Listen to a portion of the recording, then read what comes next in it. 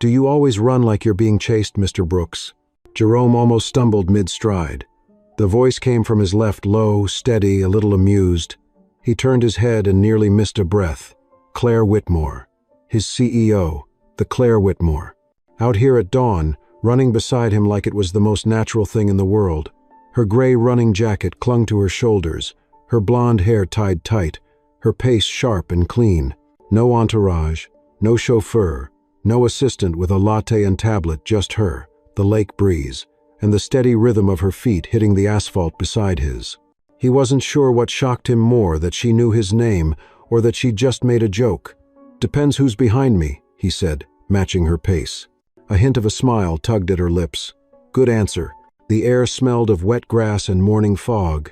To the east, Lake Michigan spread like a sheet of dull silver, waves brushing against the rocks.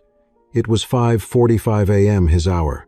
The only time Jerome Brooks felt like he owned something that no one could take. Single father, logistics analyst, part of a company so large it could forget a man like him existed. Every morning, he ran the same trail from South Shore to the Loop before work, thinking, planning, trying not to think at all. And yet, today was different.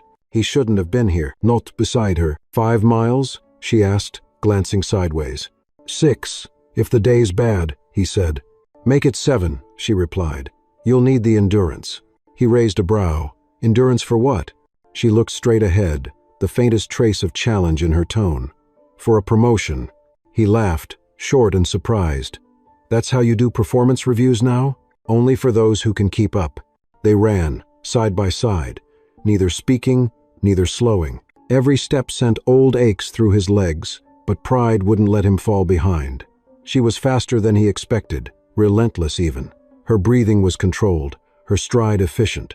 He couldn't help but admire the discipline, the command. Claire Whitmore was the kind of woman who didn't just lead meetings, she led gravity. When she finally eased her pace, the lakefront was glowing pale gold. The city was waking up, distant horns, joggers, gulls slicing through low clouds. Claire stopped near the marina, hands on her hips, catching her breath. She turned toward him, the morning light softening her usual sharpness. You did better than I thought, she said. I've had practice, he replied, trying to sound casual. In running? In chasing things that don't stay still. That earned him a small, unexpected laugh. Careful, Jerome, you almost sound poetic. He shrugged. Only when I'm too tired to think. Her smile faded into something quieter. You're not like the others, she said. He didn't know what she meant, and he didn't ask.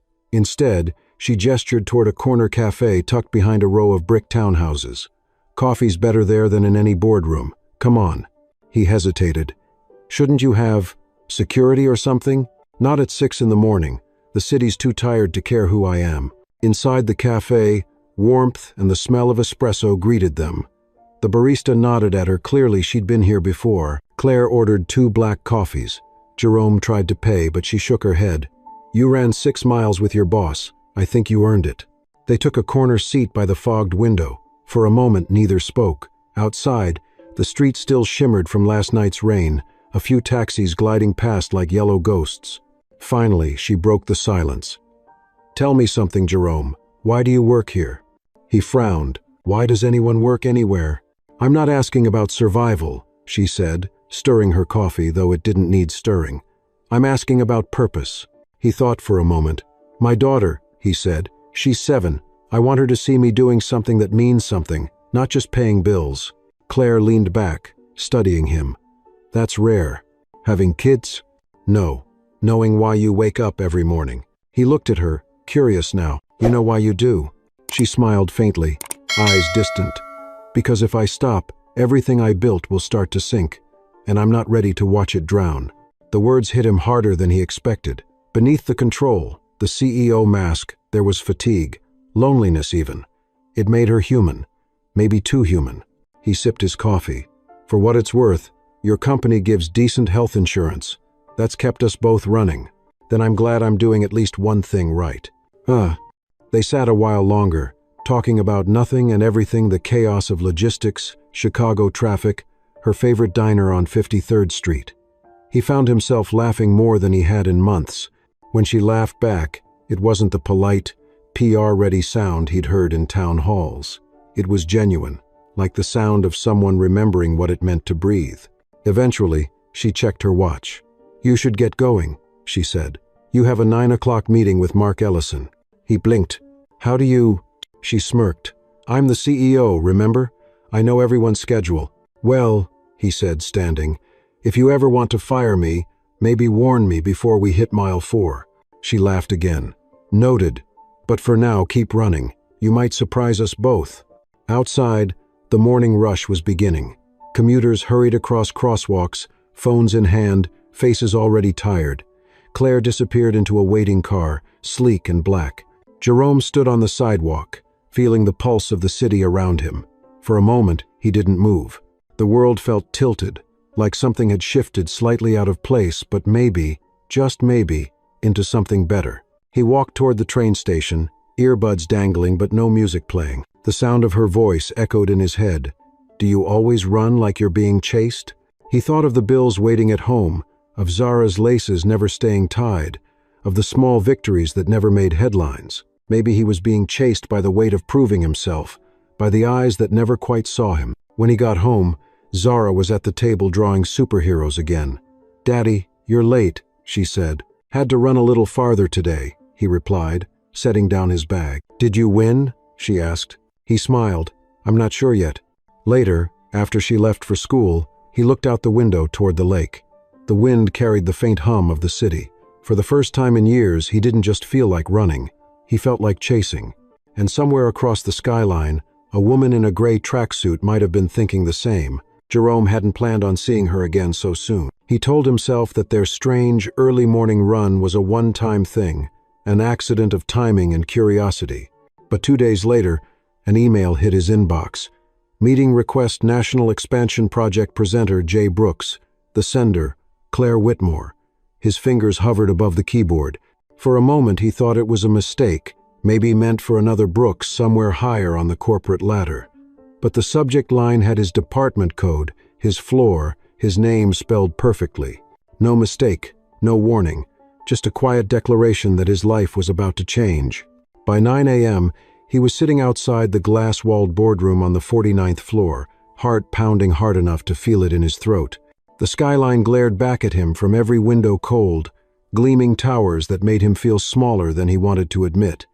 When Claire finally entered, the air shifted, like it always did. Every conversation fell half a note quieter. Even Mark Ellison, senior vice president and professional cynic, straightened in his chair. Claire's presence did that to people.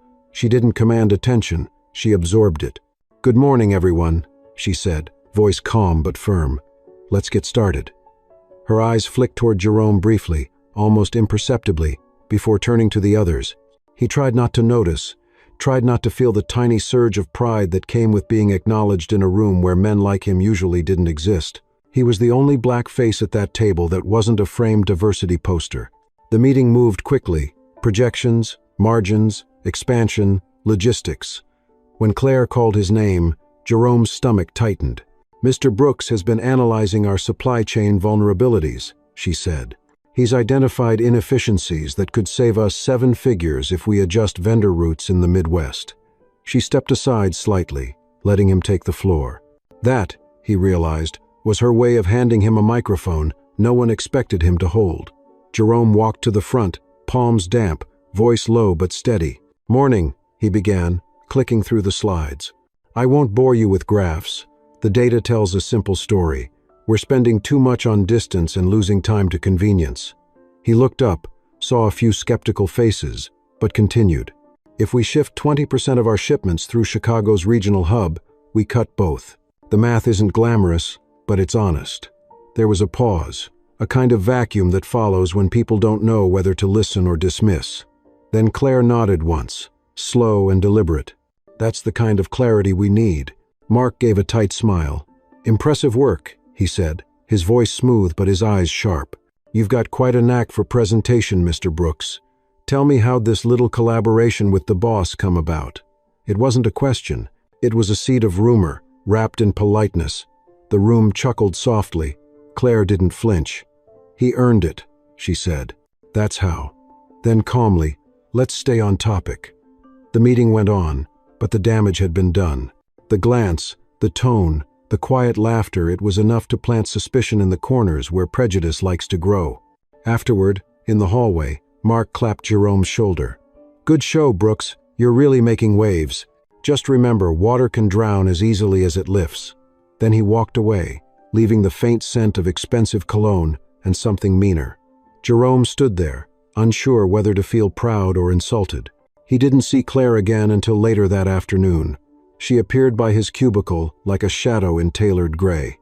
"Walk with me," she said softly. They went to the elevator, rode down to the lobby, then out onto the street where the hum of traffic swallowed their words. She led him to the same cafe from before, now crowded with mid-morning regulars. "You handled yourself well," she said once they Saturday. "Mark's territorial." Jerome nodded. "Yeah, I noticed." "Don't let it rattle you," she said. "He's testing boundaries. You just showed you're not afraid to stand next to me." "Should I be?" he asked. Her eyes met his, steady. "Only if you think it costs you more than it gives." He studied her expression, trying to understand what she wasn't saying. There was tension behind her calm, a weariness she couldn't quite hide. "You ever get tired of being watched?" he asked quietly. "Constantly," she admitted. "But the trick is to act like the watching doesn't matter. Eventually, they look for someone else to break." He smiled faintly. "And when it's me they're watching? Then you make sure they see the truth." The barista brought their coffee, steaming and dark. Claire didn't add cream or sugar. "You really don't like sweet things, do you?" Jerome said. "Sweet things don't last," she replied. He let out a small laugh. "That's bleak. That's experience." They talked for nearly an hour, and somehow it didn't feel strange. She asked about Zara, what she liked, what she feared, how he balanced work and fatherhood. He found himself telling her things he hadn't said aloud in years, that some nights he still heard the echo of his wife's leaving, that he'd built his life like a bridge over that silence. She didn't pity him. She just listened, which was rarer than sympathy. When she finally spoke, her voice was softer. "You know what I envy about you, Jerome?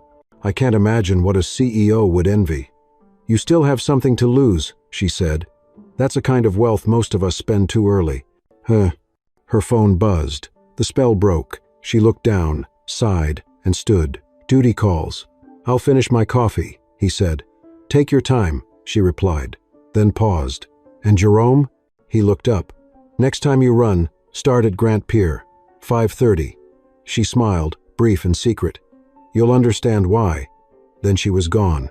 He watched her leave again, same brisk stride, same invisible wall between them. He didn't realize someone else had been watching too, the young HR associate from finance, seated a few tables away, phone half hidden under the menu, camera shutter silent but deadly. When Jerome returned to his desk, he found whispers waiting for him. Two coworkers fell silent as he passed. One of them, Collins from accounting, leaned to another and said just loud enough for him to hear, "Guess the company's diversity program's really paying off." The words stung more than he wanted them to. That night, back home, Zara was doing her homework at the kitchen table. "Dad, what's a promotion?" she asked suddenly. "It's when someone notices your work," he said, "and gives you more of it." She thought about that. "Does it make you happy?" He hesitated. "Sometimes," he said, "if people don't talk too much about it." After she went to bed, he sat by the window, watching the lights ripple across the lake. He thought about Claire, her quiet confidence, the loneliness behind her strength. He thought about the photo he didn't know existed, about the rumor that hadn't started yet but already felt alive. Somewhere above the city, she was probably working late, surrounded by glass walls and men who wanted her crown but not her courage. And down here, in the small apartment that smelled of crayons and hope, Jerome realized that whatever had begun that morning wasn't just about running anymore. It was about endurance, the kind that outlasts gossip, outlasts bias, maybe even outlasts fear. He didn't know what tomorrow would bring, but he knew one thing for sure. When dawn came, he would be there again, waiting at the lakefront, watching the horizon for her gray silhouette cutting through the fog. Because some races, he was beginning to understand, weren't meant to be won. They were meant to be shared. If this moment touched you, if you've ever been judged, misunderstood, or had to fight for your place when the whole world doubted you, leave a comment with one below and share your thoughts. And don't forget to subscribe so you won't miss our next stories. By Monday morning, The company's tower on Michigan Avenue was already humming like a machine that never slept. The lobby smelled of fresh coffee and polished marble, the kind of sterile wealth that made Jerome feel underdressed no matter what he wore. His shirt was pressed, his tie straight, but as he stepped off the elevator onto the 30th floor, he could feel the change in air, the subtle static of gossip beginning to move. People didn't look at him directly. They glanced, then looked away too quickly. Conversations dropped to murmurs when he passed. Something had shifted. By noon, he knew why. It started with Collins from accounting. The man had a way of smiling that didn't reach his eyes. "Hey, Brooks," he said, holding up his phone as Jerome filled his coffee cup. "You've gone viral, man. CEO running club, huh?" He turned the screen toward him. There it was, an image of Jerome and Claire jogging side by side, framed against the pale light of dawn. Her hand mid-gesture, his head turned toward her, both laughing. It wasn't a bad photo. It was too good. "Where'd you get that?" Jerome asked quietly. "Company group chat?" Collins said with a shrug. "Someone said it's from a marketing intern. Guess leadership's big on community fitness now." He winked, the way people do when they want you to know they're lying. Jerome walked back to his desk, every click of his shoes suddenly too loud. On the screen of his monitor, his emails blurred. In the reflection, he could see faces turning, whispering, smirking. He didn't need to hear the words to know them. It was the same tone, the same rhythm he'd heard before in different rooms back in college, in job interviews, even in grocery store lines. It wasn't about what he'd done. It was about what they thought someone like him couldn't have earned without help. By early afternoon, the rumor had a life of its own. Someone added a caption to the photo, "Running towards success." Another wrote, "Guess it pays to keep up with the boss." Jerome wanted to laugh, but it wasn't funny. It was something uglier, an old ghost with a new name. Mark Ellison stopped by around 2, holding a folder he didn't seem to need. "Heard you had quite the weekend workout," he said, voice light but eyes calculating. "You and Claire make quite the team." Jerome didn't answer. Mark leaned closer. "Careful, Brooks. The higher you climb, the easier it is for people to see what you shouldn't have." Then, almost casually, "People are watching." As note. That night, Jerome stayed late, finishing reports no one had asked for, just to prove to himself maybe that he still belonged here. As he packed up, he caught sight of the photo again, now printed and pinned on the office bulletin board. Someone had drawn a tiny heart between their heads. He tore it down, crumpled it, threw it in the bin.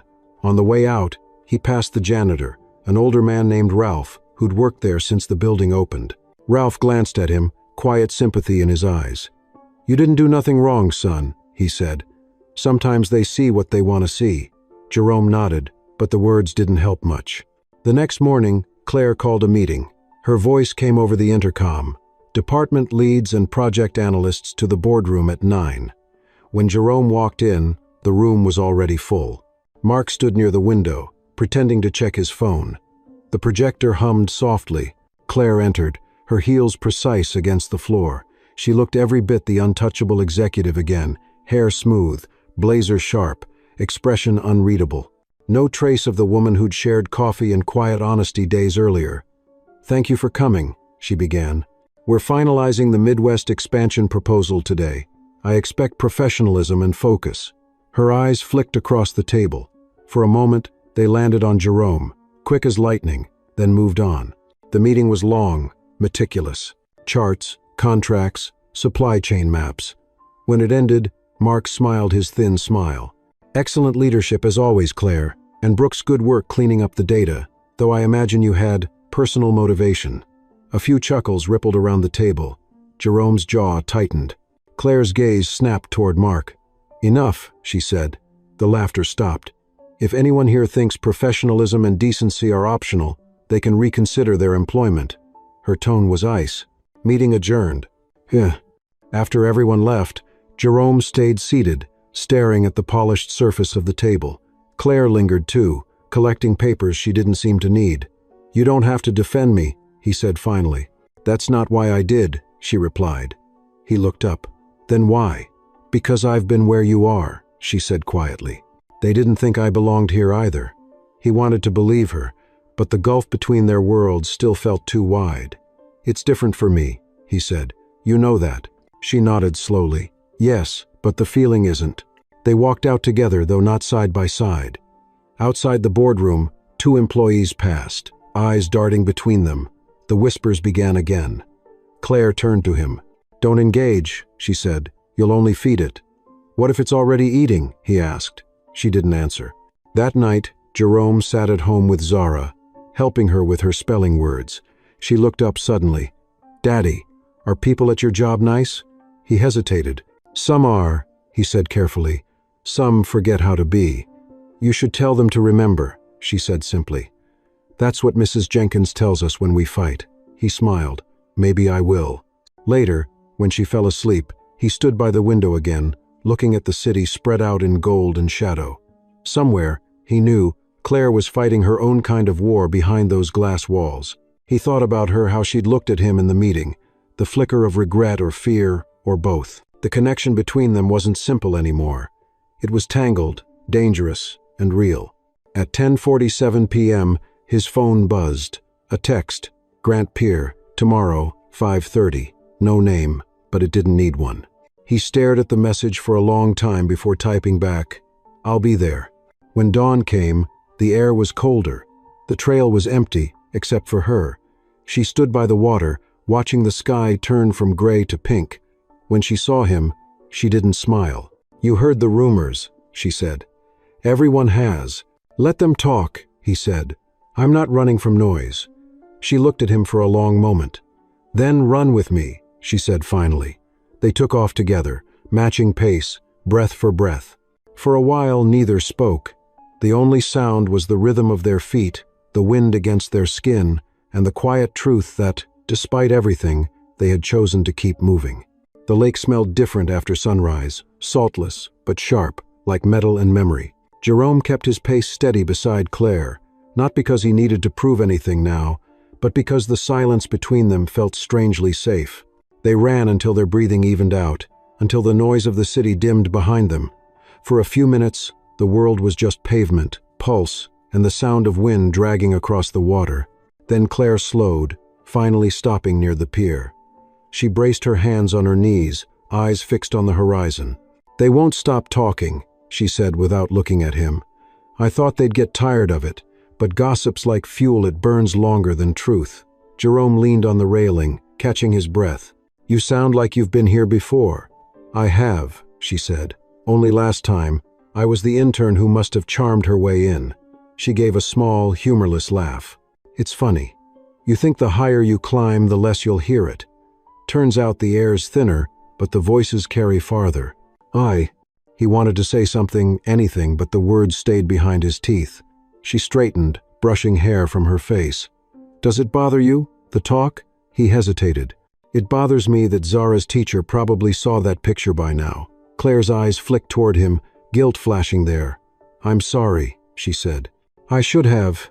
"It's not your fault," he interrupted. "You didn't take the photo." "No," she said quietly, "but I made it possible." The honesty in her voice disarmed him. He stared out at the waves, trying to untangle the frustration inside him. "You know what's crazy? I worked years to get here. Took every night shift, every extra project, thinking hard work could outpace the noise. But now it feels like I'm running backward." "Maybe running isn't backward," she said. "Maybe it's just the only way to keep your balance." He looked at her, really looked this time, the tension around her eyes, the tired elegance of someone who'd fought too many invisible wars. "Why are you telling me this?" he asked. "Because you need to know that you're not alone," she said simply. "And because I don't like seeing something honest get buried under other people's comfort." He exhaled slowly, the cold air cutting his throat. "You ever get tired of fighting?" "Every day," she said. "But then I remember it's not about winning. It's about still being in the ring." They started walking back toward the city. The sun had climbed higher now, turning the glass towers into mirrors. Claire's phone buzzed. She ignored it. "You should keep showing up," she said after a moment. "Don't let them push you into hiding. They'll look for weakness, and if you disappear, that's what they'll call it." "And if I stay?" he asked. "Then they'll have to keep seeing you," she replied. Later that morning, he took the train into work, still damp from the run, still turning her words over in his mind. On the red line, an older black woman with silver braids sat beside him. She glanced at his ID badge clipped to his jacket. "Whitmore Tech, huh?" she said. "That's a big place." "Big enough," he replied. She smiled faintly. "My nephew used to work there. Said the glass walls make it feel like everyone's watching."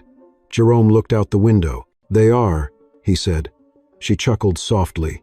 "Then, make sure what they see is worth looking at." "Aye." When he arrived at the office, the whispers hadn't died, but something in him had shifted. He smiled at the receptionist, nodded at the same people who avoided his eyes. By noon, he had settled back into work, triple-checking numbers for the Midwest distribution proposal. He wasn't running from this place anymore. He was going to stand right in the middle of it. Around 3, Mark Ellison appeared at his desk. "Brooks," he said, resting a hand on the cubicle wall. "The board's reviewing promotions next month. Big opportunity for visibility." "Visibility's not what I'm after," Jerome said evenly. "Right," Mark replied with a thin smile. "You've already got plenty of that." He dropped a folder onto the desk. "Here's the latest projections. Be ready for tomorrow's meeting." As he walked away, Jerome caught a hint of smugness that made his stomach twist. Mark wasn't done stirring the pot. He was just getting creative. That night, when Jerome picked up Zara from her after-school art club, she was quiet in the car.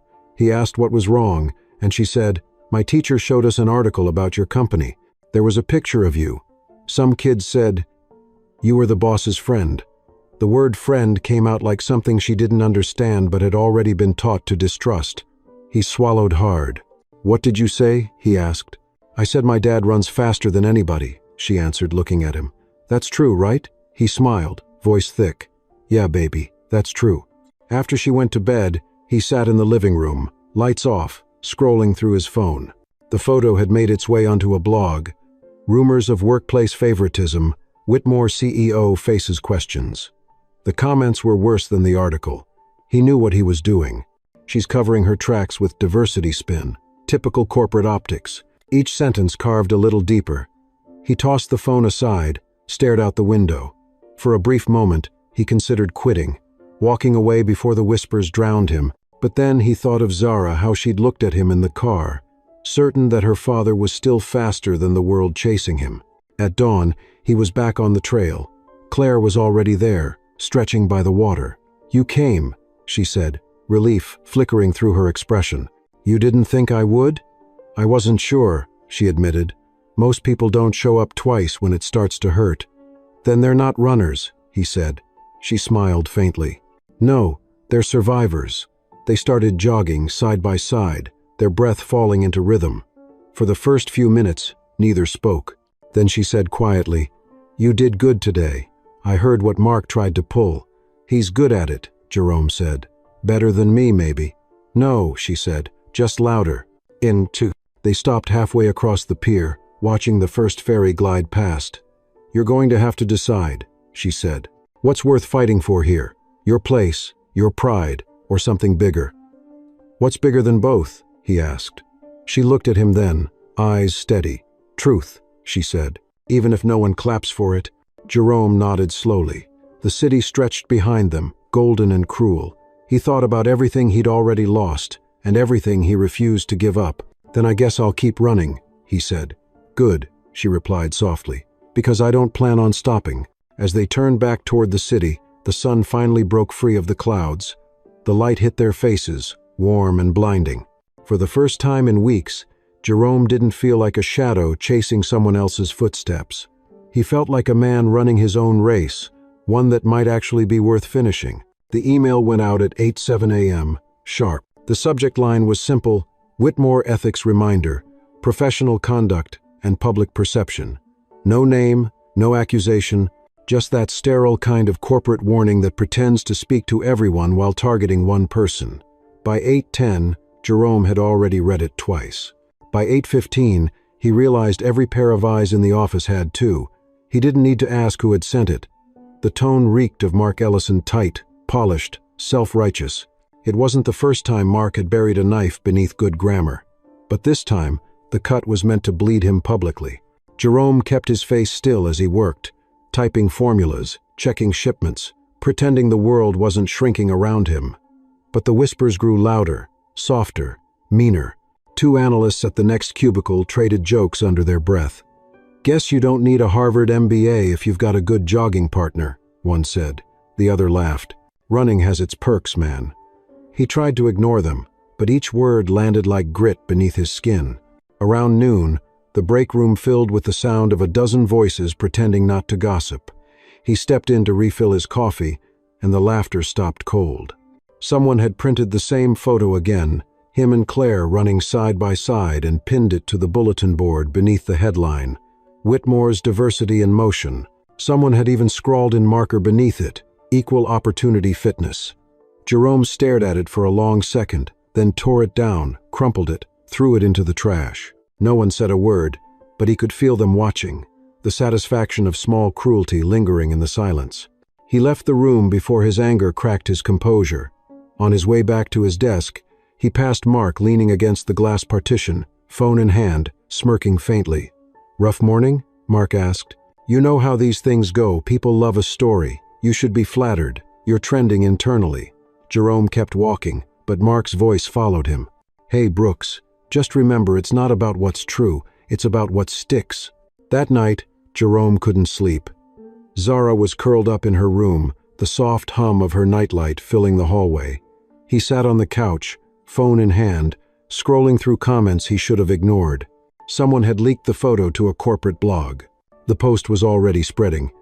"Whitmore CEO's morning companion raises questions." The comments made his stomach twist lines about quotas, about representation, about how he'd played the system. He locked the phone, tossed it onto the table, and pressed his palms against his eyes. The world outside his small apartment was loud and cruel, and for the first time, he felt its full weight pressing down on him. He thought of quitting. He even opened his laptop, pulled up his resignation draft, the one he'd written months ago during a bad week. But then he heard a small sound, Zara's door creaking open.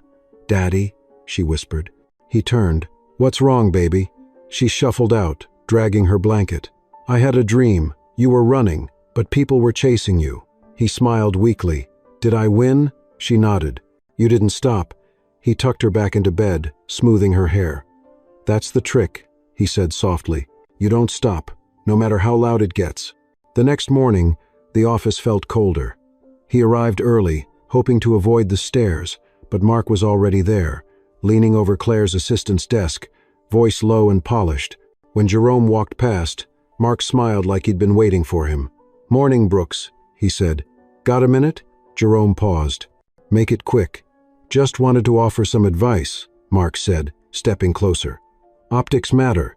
Maybe take a step back from the spotlight. For your sake, and hers." Jerome stared at him. "You're enjoying this." "I'm managing it," Mark said. "Someone has to protect the company's reputation." "By leaking photos?" Jerome asked. Mark's smile didn't falter. "You should be careful throwing accusations around, especially ones that can't be proven." That afternoon, Claire called him into her office. Her tone was steady but tired. "Close the door." He did. She didn't sit. "You've seen the blogs." "Yeah," he said. "And the jokes." She exhaled. "I'm handling it." "Are you?" he asked before he could stop himself. "Because it feels like you're letting it happen." Her eyes flicked up, sharp.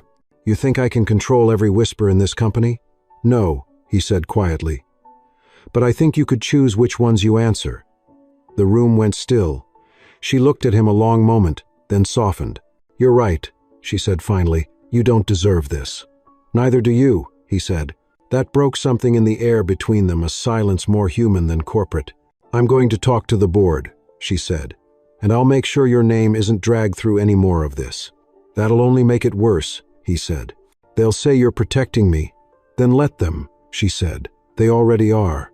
Later that evening, as Jerome left the building, he saw Claire standing by the curb, waiting for her car. For a moment, she looked small against the skyscrapers, her reflection fractured across the glass facade. He thought of saying something, "Thank you," or "Be careful," but she looked up, met his eyes, and gave a small, almost imperceptible nod. It said everything. That night, he found an envelope slipped under his apartment door. No return name. Inside was a printed copy of the photo, him and Claire, running, and beneath it, a single line typed in neat serif font. "People like you should know their place." His chest went tight. The anger came fast, then fear, then exhaustion. He crumpled the page, tossed it into the trash, but the words lingered like smoke. The next morning, when he walked into work, he didn't look down. He greeted people, nodded, smiled when it made them uncomfortable. When he passed Mark, he said evenly, "Morning, boss."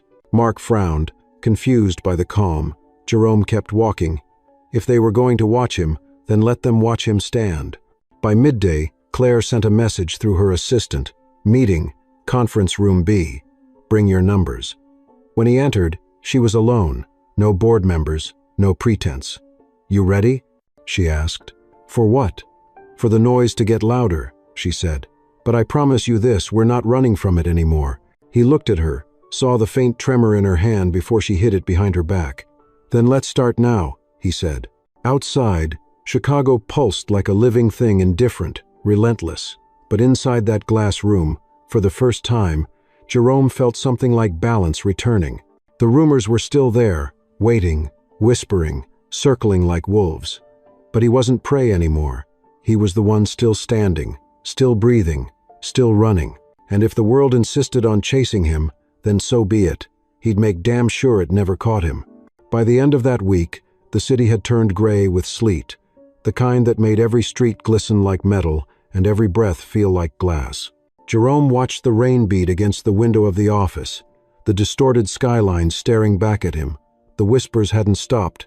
They'd just gotten quieter, meaner, more deliberate. It wasn't just about the photo anymore. Someone had begun to suggest that he'd been leaking internal data to secure his promotion. There was no proof, of course, but in corporate America, proof mattered less than narrative. And Mark Ellison was a master storyteller. At 10:30, Claire called an emergency staff meeting. Everyone shuffled into the glass boardroom, murmuring, clutching coffee cups like shields. Jerome sat near the end of the table, close enough to watch but far enough to be ignored. Claire stood at the head of the room, her expression perfectly calm, but Jerome could see the fatigue around her eyes, the price of too many battles fought in silence.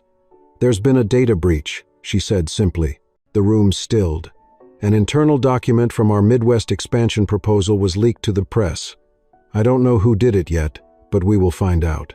Her tone didn't rise, didn't waver. "Until then, I expect professionalism from everyone here. No speculation, no gossip." Mark shifted in his seat, voice smooth. "Of course, but surely you'll agree it's concerning that the breach originated in logistics. That's Mr. Brooks's department, isn't it?" The air turned heavy. Claire didn't blink. "Are you making an accusation, Mark?" "Not at all," he said with a smirk. "Just acknowledging facts." Jerome's pulse pounded in his ears. He wanted to speak, to shout, but Claire cut him off with a glance steady, warning, almost protective. "I'll handle this internally," she said. Meeting adjourned. When everyone filed out, Mark lingered, pretending to check his phone. He gave Jerome a thin smile as he passed. "Nothing personal, Brooks, just business." Jerome clenched his fists under the table. Nothing personal like a bruise that doesn't show under the skin. After the meeting, Claire found him by the elevators. "Don't say a word to anyone," she said quietly. "We're tracing the source. I know you didn't leak anything." "Mark's making sure no one else believes that," Jerome said. "He's setting me up." "Then we'll set him back," she said. "I've seen men like him all my life. They win because people like us get tired first." He exhaled, the anger and exhaustion mixing into something bitter. "What happens if they fire me before you prove anything?" She looked at him, voice low but certain. "Then they'll have to fire me too." The words hung there, raw and dangerous. He saw something in her eyes, a flash of defiance that didn't belong in a boardroom. For a moment, they weren't CEO and employee. They were two people standing in the same storm, facing the same wind. That evening, Jerome walked home through the rain, his reflection fractured in every puddle. His phone buzzed twice before he finally answered. It was his friend from IT, a quiet guy named Don who usually avoided drama. "You didn't hear it from me," Don said, voice low, "but someone accessed your email last night, from Mark's office." Jerome stopped walking. "You sure?" "The IP matches. He's framing you, man." Jerome stood there under the streetlight, cold rain running down his collar. "Thanks, Don," he said. "Keep it quiet." By the time he got home, Zara was asleep on the couch, her art supplies scattered around her like fallen leaves. He carried her to bed, tucked her in, and sat there for a long while, watching her breathe. He couldn't let this destroy them. He wouldn't. The next morning, he arrived early, earlier than anyone else. He went straight to his desk, opened his computer, and began pulling server logs, timestamps, everything Don had mentioned. When Claire arrived around 8, he knocked on her office door. She looked up, surprised. "You're here early." "I know who did it," he said, "and I can prove it." He laid the printed records on her desk. "Mark accessed my account at 11:40, 2 p.m. from his terminal. He used my login credentials." Her eyes scanned the pages quickly, sharp and focused. "Can you send me the digital files?" "Already did," he said. "Dawn's keeping a backup." For the first time in days, she smiled, tired, fierce, real. "Good work." Then more softly, "You know what this means, right? If I go after him, the board will come after both of us." "Then we go together," he said. She looked at him for a long moment, then nodded. That afternoon, she called another meeting, this time smaller, quieter, with only the executive board. Jerome wasn't supposed to be there, but she'd insisted. "Transparency," she'd said. When Mark walked in, his confidence was effortless. "What's this about?" Claire stood. "About integrity," she said. "We found the source of the breach." She handed the printed logs across the table. "Your office, your credentials, your timestamp." For the first time, Mark's composure cracked. "That's absurd," he said quickly. "He could have faked that. Look at him. He has every reason to frame me." His finger jabbed toward Jerome like a weapon. Claire didn't flinch. "The IT department verified it," she said. "You used Brooks's login from your own terminal. You didn't just leak data, you tried to ruin a man's career." The room went silent. A few board members exchanged uneasy glances. Finally, one of them spoke. "This is serious, Claire. If this is true, we can't keep him on the executive team." Claire's gaze didn't waver. "It's true," she said, "and it ends today." By evening, Mark Ellison was escorted out of the building. The news traveled faster than the rumors ever had. Some people called it justice. Others called it spectacle. Jerome didn't care what they called it. He could breathe again. When the building emptied, Claire found him standing by the window, the city glowing gold against the lake. "You did the right thing," she said quietly. "So did you," he replied. She shook her head. "No, I did the necessary thing. There's a difference." "Not always," he said. She smiled faintly. "You really believe that?" "I have to," he said. "Otherwise, what's the point?" They stood there for a while, the hum of the city below them, the storm finally breaking outside. She turned to leave, then stopped. "You ever wonder why people like us keep fighting the same battles?" He thought for a moment. "Because the people watching us need to see how it's done." She nodded, eyes soft. "That's the best answer I've heard in a long time." As she walked away, Jerome watched her reflection disappear into the glass.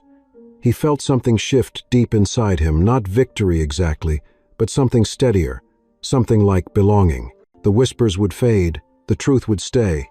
That night, as he put Zara to bed, she asked sleepily, "Did you win your race today?" He smiled, smoothing her hair. "Not yet," he said, "but I didn't stop running." Outside, the city lights shimmered against the water, endless and alive. Somewhere across town, Claire might have been standing at her own window, watching the same horizon. Two runners, two fighters, two people who had learned that sometimes the only way to keep your balance is to keep moving forward no matter who's watching. The week after Mark's dismissal felt eerily calm, like the air before a summer thunderstorm, too still, too expectant. The gossip that had once filled the office halls thinned into polite silence, but Jerome knew it wasn't over. The kind of resentment Mark stirred didn't vanish with a single firing. It lingered like smoke, clinging to corners where sunlight never reached. He felt the shift most in how people looked at him now, some with quiet respect, others with suspicion, a few with envy. He'd become visible again, and not in the way he wanted. But he kept his head down, doing his work, showing up early, leaving late. He didn't run for praise anymore, he ran for peace. Claire had changed too. She was sharper in meetings, colder in her tone, more deliberate in how she carried herself. The board had questioned her decision to expose Mark, and though she'd won that battle, Jerome could see it had cost her. One morning, as she stepped out of the elevator, he noticed the faint shadows under her eyes. the quiet fatigue in her voice when she greeted him. "You all right?" he asked softly as they walked toward the conference room. She gave a short smile that didn't reach her eyes. "Victory's expensive," she said, "but I'm still paying in installments."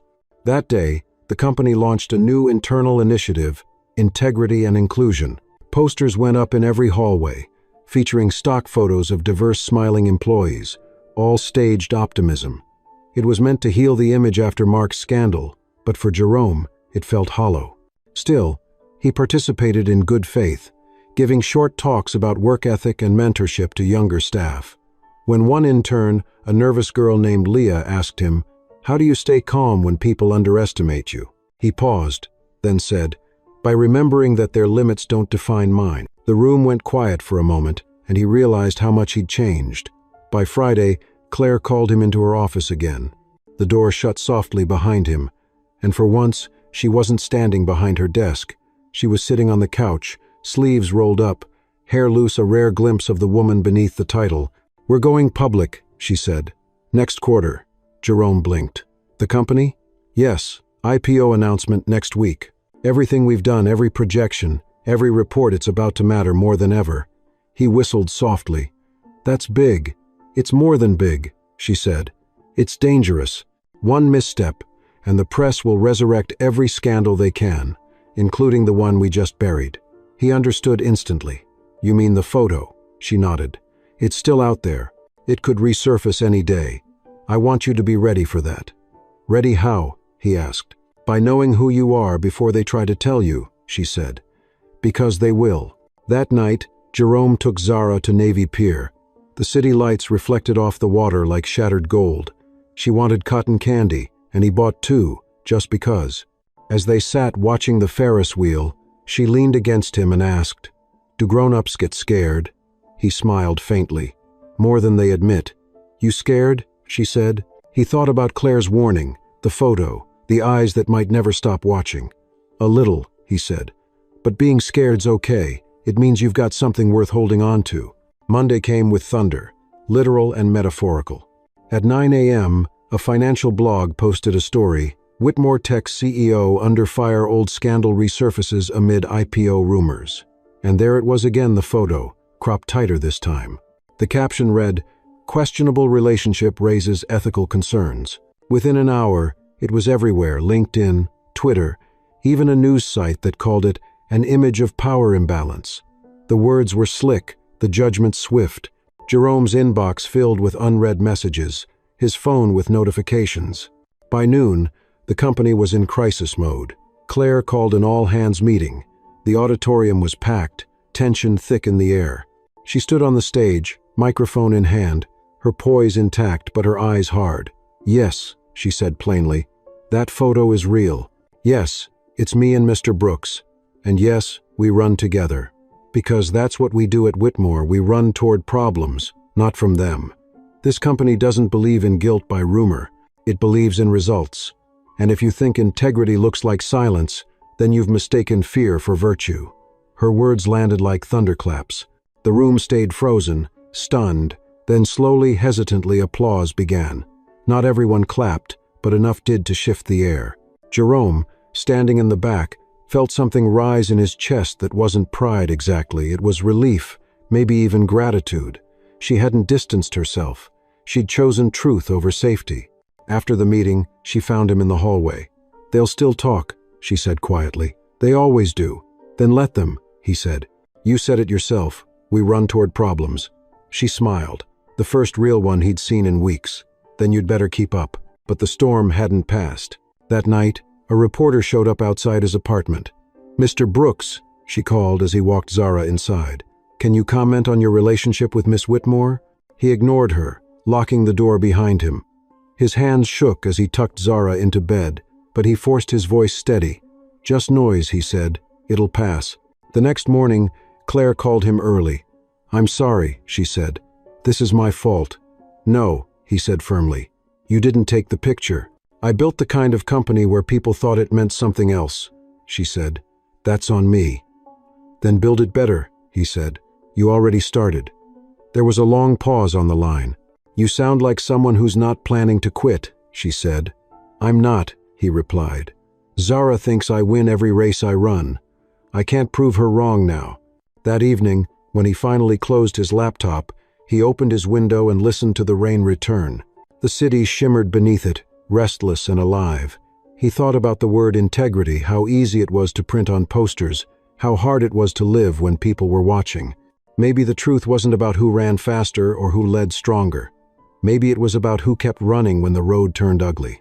Somewhere downtown, Claire was probably drafting a press statement, surrounded by lawyers and PR advisors.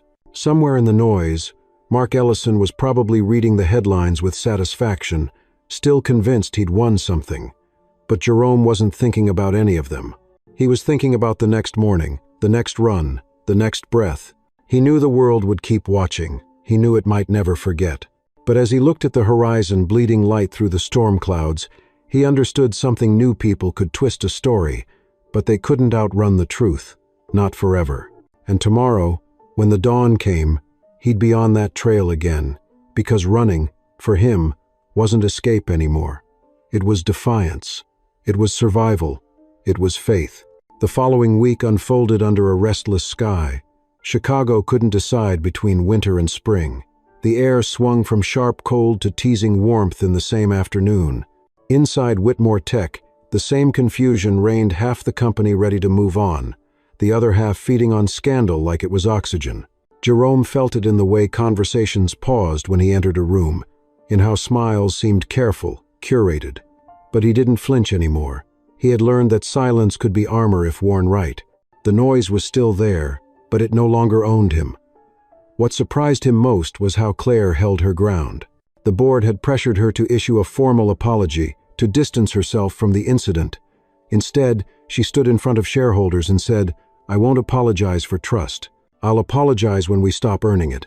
The room had gone quiet then, a silence heavier than applause. She'd chosen her side again, and she'd chosen truth, even when it came with bruises. Jerome had watched the broadcast from his desk, a faint smile tugging at his mouth. She wasn't just defending herself anymore. She was defending the idea that integrity still had teeth. But outside the walls of the company, the story had taken on a life of its own. News outlets had shifted from accusation to fascination. Some called their story a modern workplace parable. Others labeled it a scandal redefined. People argued in comment sections about race, class, and power, turning two human beings into symbols. Jerome read some of it, then stopped. The more they argued, the less human he and Claire became. He didn't want to be a symbol. He just wanted to live quietly and raise his daughter. Yet he also knew silence wouldn't fix what the world refused to see. On Wednesday, an unexpected email arrived. The sender, Whitmore Communications Office. The subject, Employee Panel Invitation, Equity and Leadership. They wanted him to speak. At first, he laughed out loud. Him? The man they'd gossiped about for months? The man they'd painted as both victim and opportunist? It had to be a joke. But when he asked Claire about it later that day, she said softly, "It was my idea." "Why?" he asked. "Because the company needs to see the man behind the headline," she said, "and so do you." The event was scheduled for Friday in the main auditorium. When Jerome walked onto the stage that afternoon, the crowd was larger than he'd expected. Hundreds of employees, reporters, even a few board members pretending they were there for optics. He adjusted the microphone, feeling his pulse beat in his fingertips. He had no script, no PR consultant whispering lines, just truth. "A few months ago," he began, "I thought running was the only way I could stay sane. Every morning before sunrise, I'd hit the trail because it was the only place nobody judged me. Out there, it didn't matter where I came from, how I looked, or what floor I worked on. It was just me and the road. Then one morning, someone joined me." He paused, and that's when everything got loud. A ripple of laughter, uneasy but genuine, moved through the crowd. "People saw a story where there wasn't one," he continued. "They saw what they wanted because that's what we do when we're scared of what's real. We fill silence with assumptions." He looked down at his hands for a moment, then back at them. "The truth is, I didn't ask to be part of a scandal. I asked to be part of a company that believed in fairness. And when that belief got tested, I had a choice to walk away or stand where I was. I stayed, not because it was easy, but because walking away would have meant they were right. The room was silent now, every word hanging heavy in the air. "If there's one thing I've learned," he said, "it's that integrity doesn't shout, it endures, and sometimes endurance looks like showing up, even when the world tells you to sit down." He ended his speech quietly, without applause lines or theatrics. But when he stepped away from the microphone, the audience rose. The sound filled the hall, sincere, thunderous, unforced. Claire was in the front row, hands clasped, eyes shining in a way that wasn't professional pride. It was something deeper.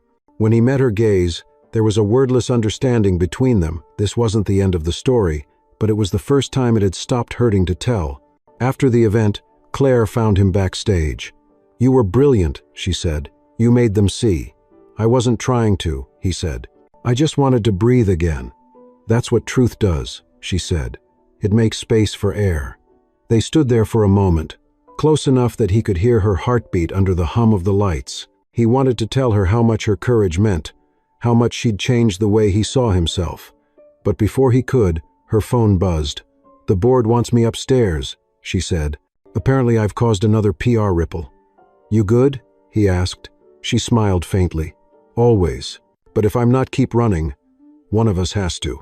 That night, the city was alive again, neon lights reflecting on wet pavement. Jerome took Zara out for ice cream even though it was too cold for it. She looked up at him between spoonfuls. "Daddy, were you on TV today?" "Maybe," he said. "Why?" "Because my teacher showed the class. She said you talked about truth." Everyone clapped. He blinked, caught off guard. "She did?" "Uh-huh," Zara said. "She said sometimes people forget to see the good in others, but you reminded them." He smiled, feeling something warm spread through his chest. "Then I guess today was a good day." "The best," she said, grinning with pink-stained lips. Later, after she fell asleep, he stood by the window, watching the lake shimmer beneath the moonlight. His reflection stared back, tired, older, but lighter somehow. He thought about how easily stories could twist, how quickly kindness could turn into suspicion, and yet, beneath it all, he felt gratitude for the storm, for the struggle, for the strange woman who'd whispered "run with me" one cold morning and unknowingly changed everything. Some truths didn't need defending anymore. They just needed living. He didn't know what would come next, the IPO, the next wave of headlines, the next test of who he was. But he knew one thing for certain: the world could keep its noise. He had his rhythm now, steady and unbroken. Tomorrow at dawn, he'd lace his shoes, step onto the trail, and let the cold air cut through the past. He wouldn't run to escape. He'd run to remind himself that even in a world that doubted him, he was still moving forward, still standing, still free. And somewhere out there, maybe on another part of the trail, Claire Whitmore would be doing the same two runners beneath the same sky, carrying the same truth, that integrity, once chosen, is not a headline, it's a heartbeat. The morning after the panel, the lakefront felt different. The air was heavy but calm, like the sky had exhaled after holding its breath too long. Jerome laced up his shoes before dawn, the city still asleep behind him. He didn't check his phone, didn't look at the news. He just needed the rhythm back, the one thing no rumor, no article, no headline could touch. When he reached Grant Pier, the wind off Lake Michigan hit him sharp and cold. He started slow, his breath misting in the air, his steps sinking with the faint lap of waves against stone. For the first time in months, his mind felt quiet. But quiet didn't last long in his life anymore. He saw her at the halfway mark, Claire, standing by the railing in her gray track jacket, hood up, staring at the water. She wasn't running. That alone was unusual. He slowed, unsure if he should interrupt whatever thought had pulled her there. "Didn't think you'd show," she said without turning. "You said keep running," he replied. "So I did." She finally looked at him, and he saw the exhaustion in her eyes, the kind that went beyond lack of sleep. "I had dinner with the board last night," she said. "They think I should take a leave of absence. Let the noise settle before the IPO." Jerome frowned. "They want to sideline you? They're calling it strategic optics. I call it cowardice." He leaned on the railing beside her. "What are you going to do?" She was silent for a long time. "If I step down now," she said slowly, "it means they win. Not just Mark, But everyone who believes a woman's power only exists until it makes men uncomfortable. And if you stay, he asked. Then they'll tear me apart piece by piece, she said. But at least I'll go down standing.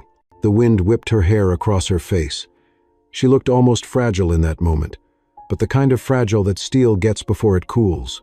You don't have to prove anything, Jerome said softly. You already did. She shook her head. Proving something isn't the same as keeping it. She turned toward him. You ever feel like the world's testing how much dignity you can lose before you stop fighting? He met her eyes. Every day. They started walking back along the path, their footsteps echoing in the dawn. She spoke again, quieter this time. There's something else. A reporter reached out to me. She claims to have new photos. Of us? He asked. Of me, leaving your building one morning last month. He blinked, confused. That's impossible. You've never... I know, she said, but that won't matter. It's all about what people believe. He exhaled, the cold air burning his lungs. You think Mark's behind it? Maybe, she said, or maybe someone trying to fill the power vacuum he left. The closer the IPO gets, the dirtier the games will get. So what's your move? He asked. You don't fight lies by hiding from them, she said. You fight them with truth. The next day, an email hit the inboxes of every Whitmore Tech employee. It was from Claire. The subject line was 3 words long. Let's be honest. In it, she wrote about integrity, leadership, and the danger of rumors shaping reality. She didn't name names, didn't play the victim. She ended with a line that made headlines within an hour. The truth doesn't need protection, it just needs to be seen. By noon, the email had leaked to the press. By evening, it was trending. Some praised her courage, others called it arrogance. But what no one could deny was that she'd taken control of the narrative again. For Jerome, the aftermath was strange. People in the office who had once avoided him now nodded in silent acknowledgement, a few even stopping to say they admired his composure.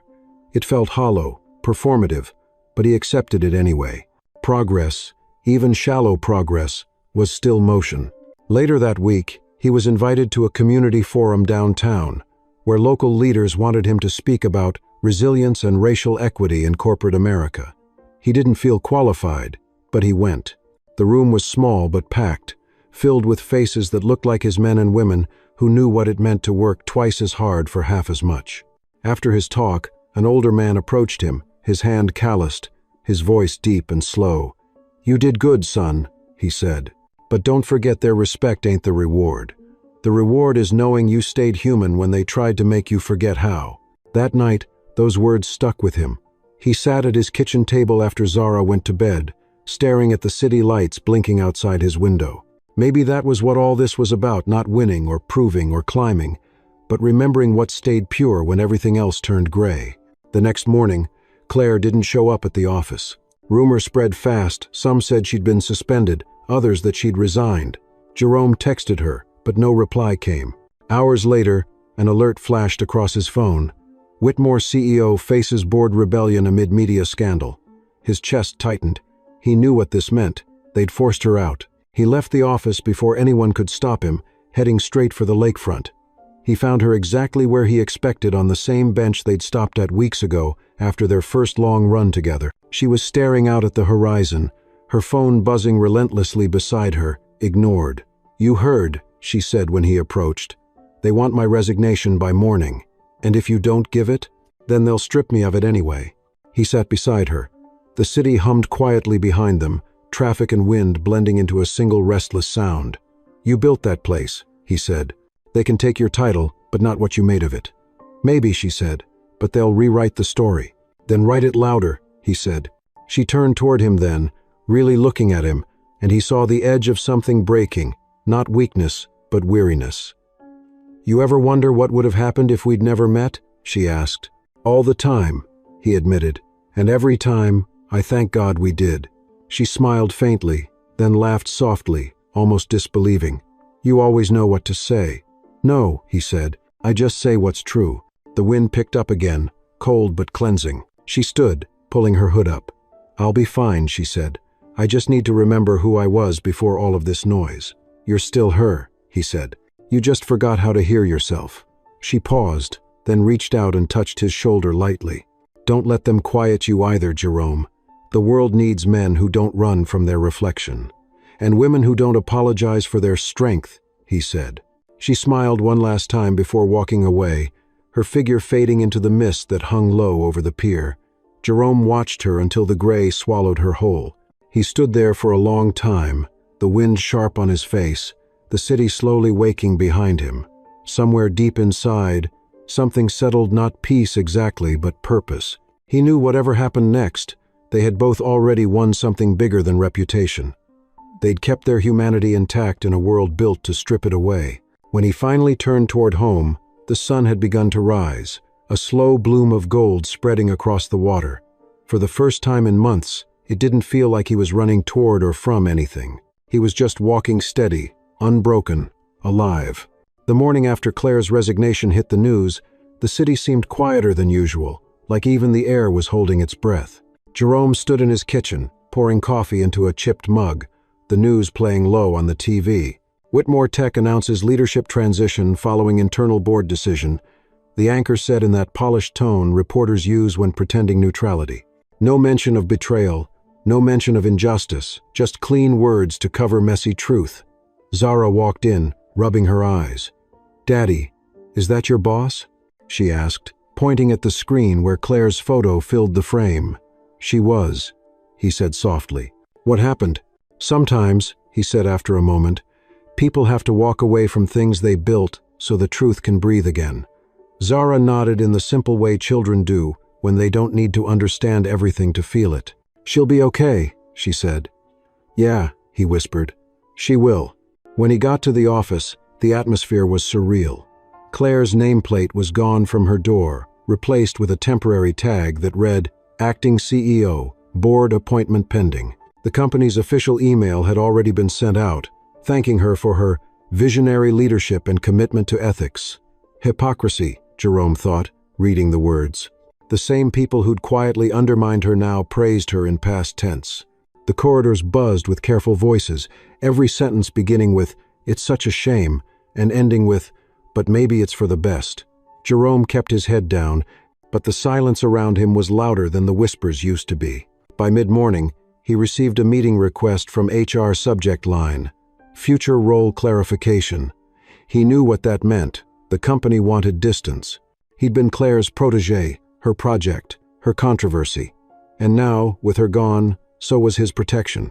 He spent the next few hours clearing files, not because anyone told him to, but because he needed the control of small actions. Around noon, his phone buzzed a message from an unknown number. "Meet me where it started. 6 a.m. tomorrow." No name, but he didn't need one. That night, he couldn't sleep. He walked to the window, watching the lights of Chicago stretch endlessly into the dark. The city looked like it was built on both dreams and debt, both beauty and compromise. He thought about Claire, how she'd stood in front of rooms full of men who didn't want her there, how she'd refused to bow even when the ground shifted beneath her. He admired her, yes, but more than that, he understood her. The need to keep moving forward even when the road was cracking under your feet. He woke before dawn and drove to the lakefront. The air was colder now, wind slicing through his jacket, but he didn't care. She was already there, sitting on the same bench, watching the horizon where the first streaks of light cut through the gray. "Didn't think you'd come," she said without looking at him. "You knew I would," he replied. She smiled faintly. "You always were predictable." "Not always," he said. "I didn't predict you'd leave." Her expression softened. "It wasn't my choice, not really. When people like us make noise, the system has a way of turning the volume down." "Then maybe the system needs new speakers," he said. She laughed, a quiet, tired sound. "You sound like me. Maybe I learned something." They sat in silence for a moment, the waves lapping against the rocks. "I got the HR email," he said. "They want me gone." "Of course they do," she said. "You're a reminder. They like clean endings." "I'm not giving them one," he said. "Good," she said. "Neither am I." She turned to him then. "I've been offered something, an investment firm out in California. They want me to start something new. My own company. No board, no glass ceilings. Real work, real people." "You'll do it," he said. "I know you will." "I want you with me," she said simply. He blinked, caught off guard. "Me? You understand what it means to build something honest. I can't promise it'll be easy, but it'll be ours." The offer hung between them like a breath they hadn't taken yet. He thought of Zara, of stability, of leaving behind the ghosts of this city.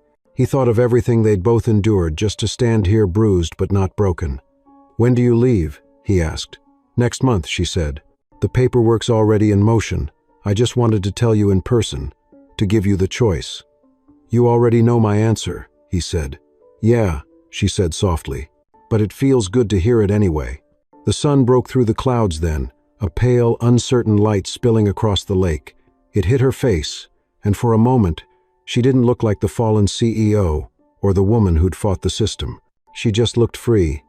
"You ever think about how strange it is?" she said. "How everything started because we were just running." "Maybe it wasn't strange," he said.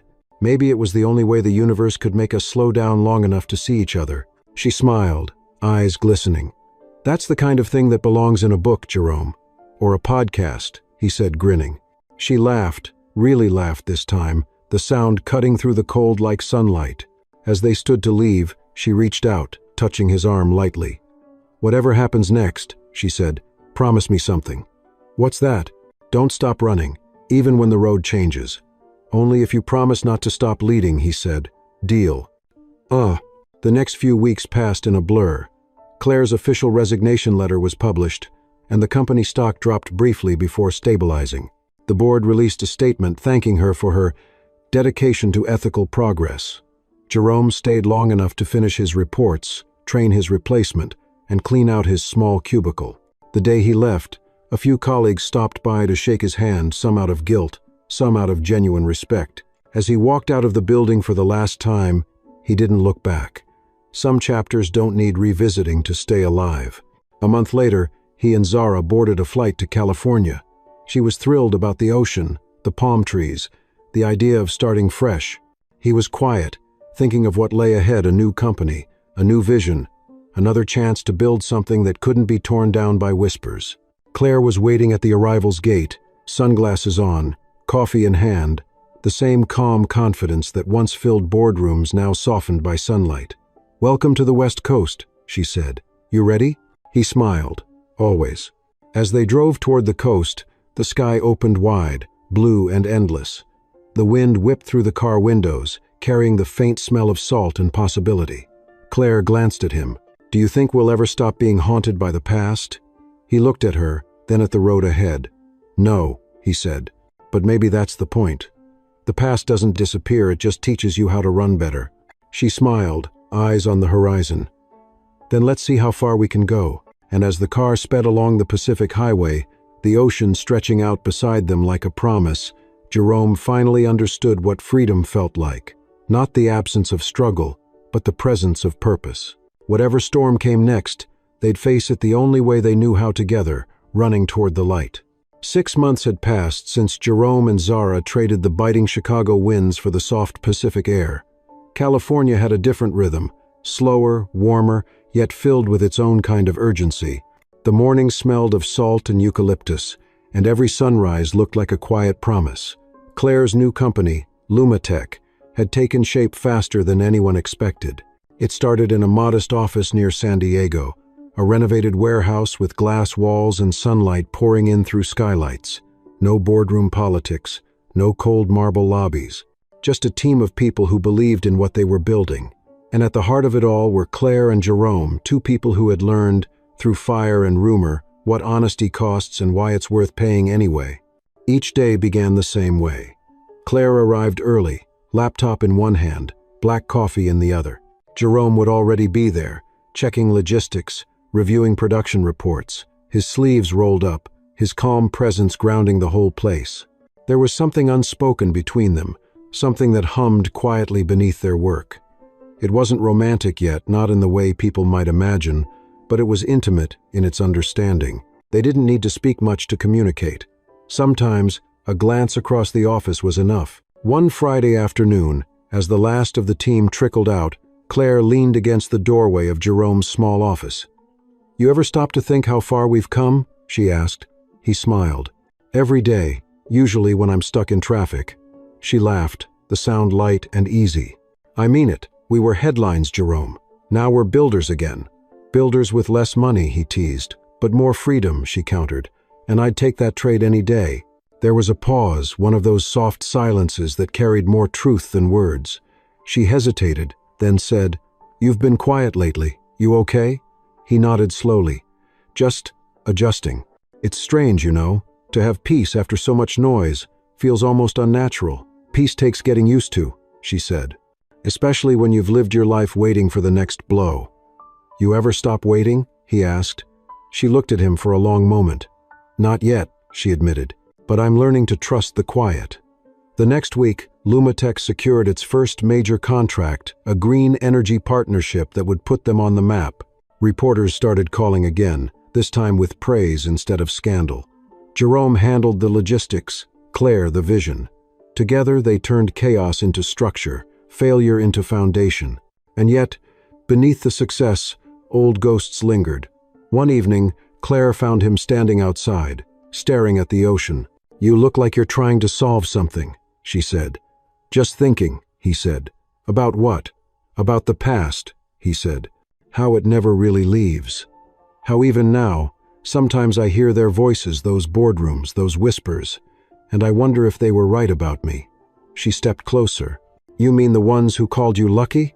The ones who said I didn't belong," he said quietly. "That I was only where I was because of you." She studied him, her voice soft but steady. "You earned every step of your own climb. Don't let their fear rewrite your worth." "Maybe," he said, still looking at the waves. "But sometimes I wonder if people like us, people who don't fit their picture, ever really stop running." She smiled faintly. "Maybe we're not supposed to. Maybe running is what keeps us alive."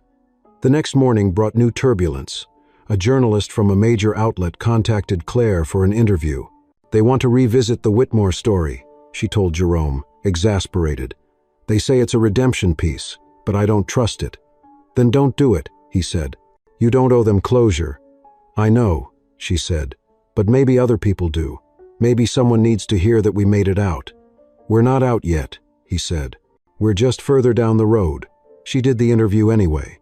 It aired 2 days later, an hour-long segment titled "The CEO Who Chose Integrity." The host painted Claire as a woman reborn, brave enough to walk away from power to build something purer. Jerome was mentioned only briefly, her former colleague and now operations director. But in the photos that flashed across the screen, he was there beside her, the steady presence behind the storm. Watching from his living room, he felt something he couldn't quite name: pride, maybe, but also a quiet ache. The world was finally seeing her for who she was, but it still didn't see them for what they had built together. A few nights later, they met at a small seaside diner after work, something they'd started doing once a week. Claire sipped her coffee and said, "You didn't like the interview." "It wasn't that," he said. "It just left out the middle." "The middle?" "Yeah, the part where it wasn't just about right and wrong. It was about surviving in between." She nodded, eyes thoughtful. "They don't tell those parts," she said. "They don't sell." He smiled. "Then maybe we tell them ourselves." "A book?" she asked, raising an eyebrow. "A podcast," he said. "People listen to voices more than they read words now. Maybe we tell our story the way it was meant to be heard." She leaned back, studying him. "You'd do that? If it helps someone else keep standing when the world tells them to sit, yeah." She was quiet for a long time. "Then we'll do it," she said finally. "But we tell it all: the good, the ugly, the quiet mornings, the running, everything." "Everything," he agreed. "No edits." "No edits," she said. Over the next few weeks, they began recording in a small studio space next to their office. The series was called Run With Me.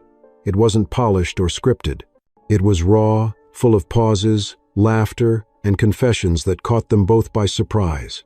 Listeners found it, then shared it, then lived by it. Emails started pouring in from people who'd been silenced, sidelined, or shamed into invisibility. They wrote about finding courage again, about running their own roads. The podcast grew faster than either expected. By the end of the second month, it wasn't just a story, it was a movement. One evening, after another late recording, Claire turned to him. "You realize what we've done?" she said. "We started with a rumor and turned it into a revolution." "Guess you were right," he said. "Truth just needed to be seen." She smiled, eyes soft in the glow of the studio light. "You know, Jerome, I think we finally stopped running."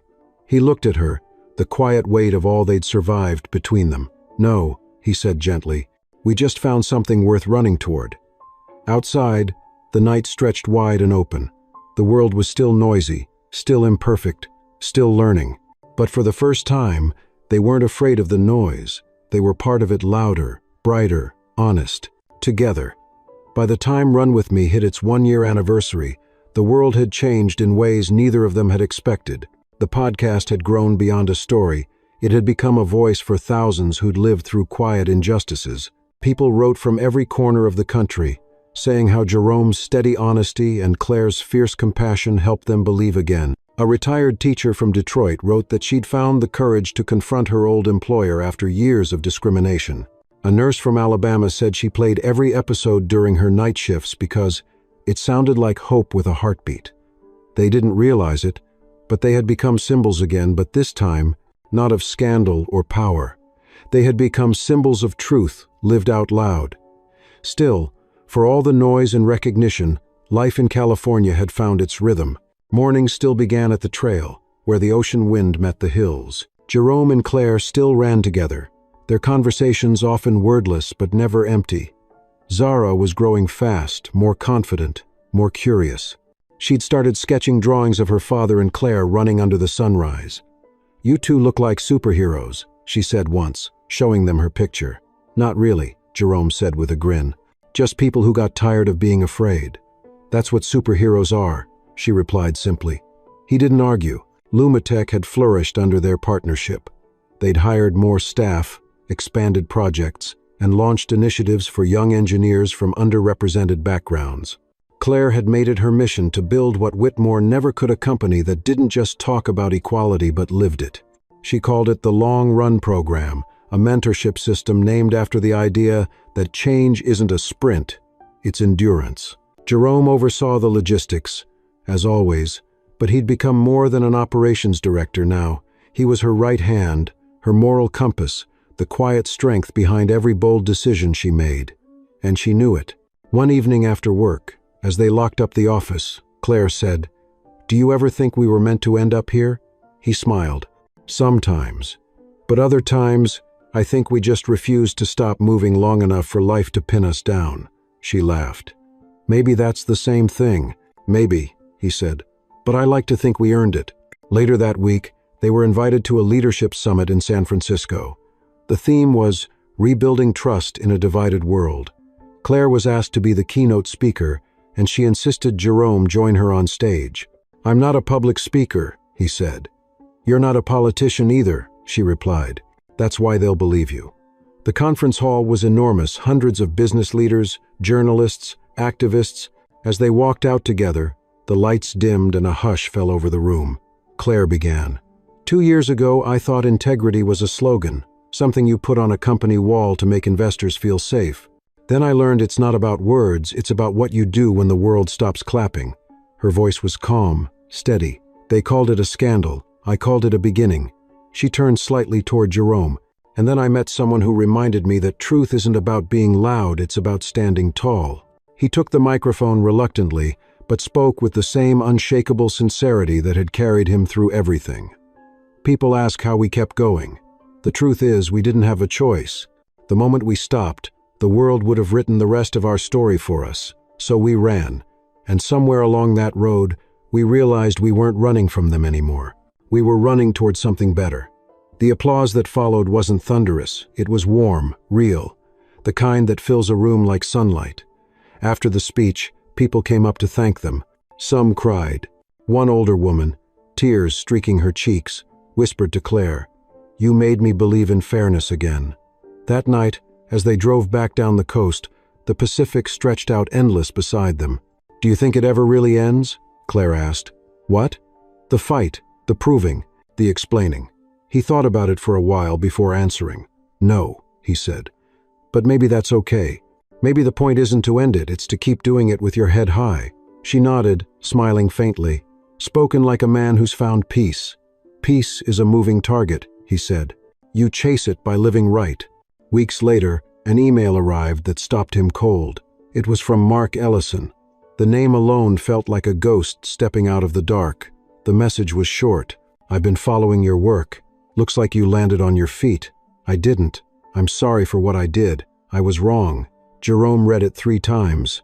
He didn't know whether to feel satisfaction or pity. He showed it to Claire. She read it, then handed it back quietly. "What are you going to do?" she asked. "Nothing," he said. "Some things don't need replies." "You've forgiven him," she said. "Haven't you?" "Maybe," he said. "Not for him. For me." Months passed, and Run With Me reached its final episode. They decided to end it where it began by recording one last session at the trail by the ocean. The microphones picked up the sound of waves, the gulls, the rhythmic crunch of gravel beneath their feet. "So," Claire said into the mic, "what do we tell them now?" Jerome smiled. "That the run doesn't end. It just changes shape. Some days it's uphill, some days it's quiet, but it's always worth taking." "Even when you're tired?" she asked. "Especially then," he said. "That's when you find out what kind of person you are." The final words of the episode were hers. "If you're listening to this," she said, her voice soft but strong, "remember your worth isn't decided by who doubts you, but by who you become when you keep going anyway. So run with us, even when no one's watching." The recording ended with silence, and then the distant hum of the sea. Weeks later, the podcast was archived, their work celebrated in a dozen publications. But what mattered more than any of that was the community that had formed around it, people running together in cities across America, using their story as a reason to believe again. On one of those mornings, Jerome stood on the trail with Zara watching the sunrise. "You miss Chicago?" she asked. He smiled. "Sometimes, but I like it here. The road's longer. Can we go running when I'm older?" she said. "Of course," he said. "But remember, running's not about speed. It's about not quitting." She nodded solemnly, taking his hand. A few minutes later, Claire joined them, jogging up the trail. "You two ready?" she called out. "Always," Jerome said. They began running, their steps in rhythm, their laughter mixing with the crash of the waves. And as the sun rose higher, turning the water gold, Jerome felt something deeper than victory, something like grace. The road behind them was long and rough, marked by pain, loss, and lessons carved into their bones. But ahead just light, endless, forgiving light. He looked at Claire, then at Zara, and thought, this is what freedom sounds like. And together, they kept running, not away, not toward, but with. Always with. The lesson from this story is that justice and truth are not things we declare, they are things we live, every single day, through courage, integrity, and kindness. In a world filled with prejudice, division, and power games, real strength comes from staying honest when it's hardest to do so. Jerome and Claire didn't win through status or wealth. They won by refusing to bow to injustice, by believing that decency and honesty still matter even when the world doubts them. They showed that sometimes the most powerful victory isn't about crossing the finish line first, it's about keeping on running, keeping on doing what's right, no matter how long the road may be.